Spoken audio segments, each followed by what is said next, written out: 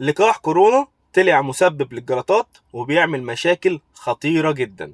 اترفع 52 دعوى قضائية ضد شركة أسترازينيكا اللي عملت لقاح كورونا اللي منه جه مصر، والشركة طلعت اعترفت قالت ان اللقاح فعلا مسبب للجلطات وبيعمل مشاكل وامراض خطيرة جدا على المدى القريب. وزي ما قلت لكم اترفع 52 دعوى قضائية ضد الشركة دي على مستوى العالم وبالاخص امريكا.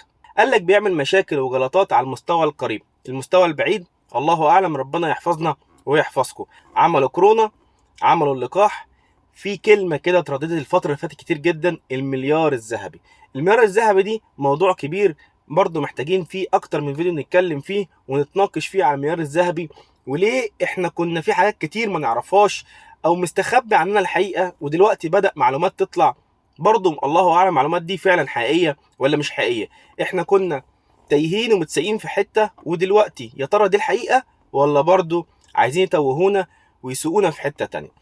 المعيار الذهبي ده اللي بتحدد له العالم او الناس اللي ماسكه العالم، الماسو دول بقى هم اللي بيكرروا كل الكلام ده، واحنا كلنا ماشيين تحت خططهم المنفذه او اللي بتبدا تنفذ عشان نبقى في العالم كله مليار واحد بس.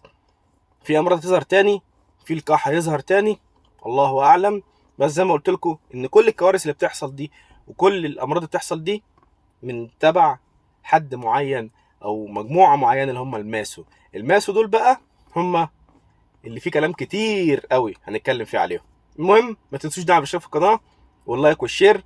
جزاكم الله خيرا واشوفكم على خير، والسلام عليكم.